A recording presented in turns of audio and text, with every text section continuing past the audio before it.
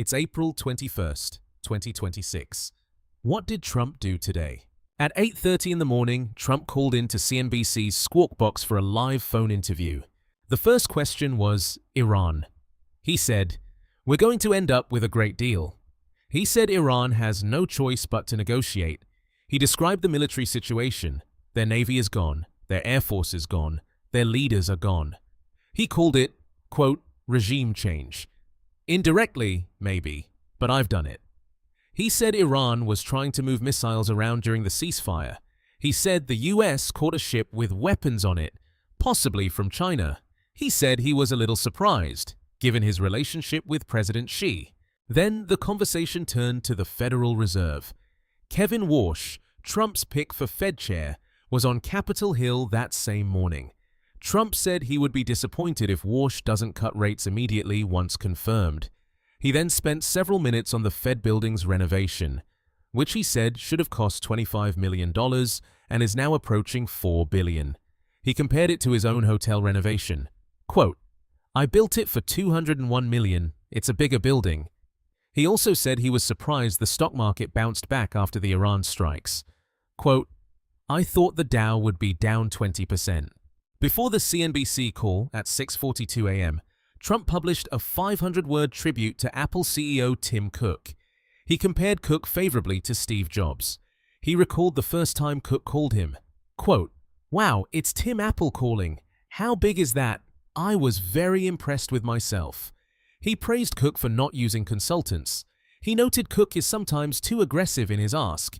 He concluded, "Tim Cook is an incredible guy." No context was given for why this was published at 6:42 in the morning. Also, in the morning, at 6:50 a.m., Virginia, vote no to save your country. 6 words, no elaboration. At 7:09, Iran has violated the ceasefire numerous times. This was posted 3 hours before he extended the ceasefire. At 9:23, he posted a direct message to Iranian leaders asking for the release of women prisoners, saying it would be a great start to negotiations.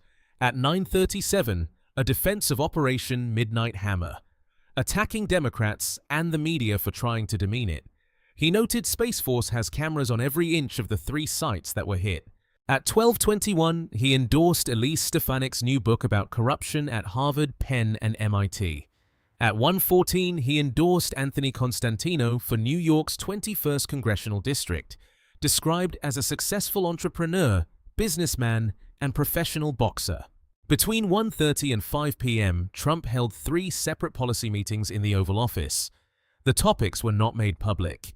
At 4 p.m., he delivered remarks to over 100 NCAA collegiate national champions in the state dining room. He welcomed athletes from multiple sports and universities and spoke about NIL deals and the transfer portal. Athletes moving freely between schools and commanding salaries that he said were putting athletic departments in financial difficulty. It was NCAA National Champions Day at the White House. Also at 4:09 p.m., while the NCAA event was underway, Trump released his biggest statement of the day. Pakistan's Field Marshal Asim Munir and Prime Minister Shehbaz Sharif had asked him to pause the next strike on Iran. Iran's government, he said, was seriously fractured. He agreed. Ceasefire extended. Blockade continues. Military stays ready. Iran has time to submit a unified proposal. At 6:56, good news from Pennsylvania. Trump announced a deal with Democratic Governor Josh Shapiro to keep 2 coal plants open in Indiana and Armstrong counties. He called them beautiful, clean coal plants. He said wind farms kill birds and are costly and ineffective. Pennsylvania went for Trump in 2024 by 7 points, his largest margin in the state ever. At 7:35, the Wall Street Journal published an op-ed titled, "The Iranians Take Trump for a Sucker." Trump responded with 400 words. He catalogued the Iran military situation. He blamed Rupert Murdoch personally. He called the journal no longer required reading. He called it just another failing political rag. The journal's circulation is approximately 3 million. At 7:49, Trump published a lengthy post about the Supreme Court. He praised Democrat justices for sticking together. He criticized Republican-appointed justices for wanting to seem independent. He said, Certain justices he appointed totally misrepresented who they were. He noted that if the court had issued one sentence saying tariff money doesn't need to be returned, it would have saved taxpayers $159 billion. He said this like it was a reasonable ask. At 8:36, he returned to the Strait of Hormuz.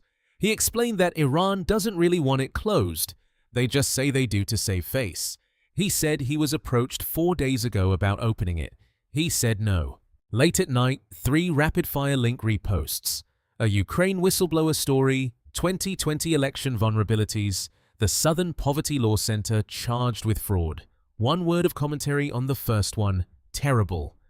Then at 11:41, his final post of the night, Iran is collapsing financially. They want the Strait of Hormuz opened immediately, starving for cash, losing $500 million a day.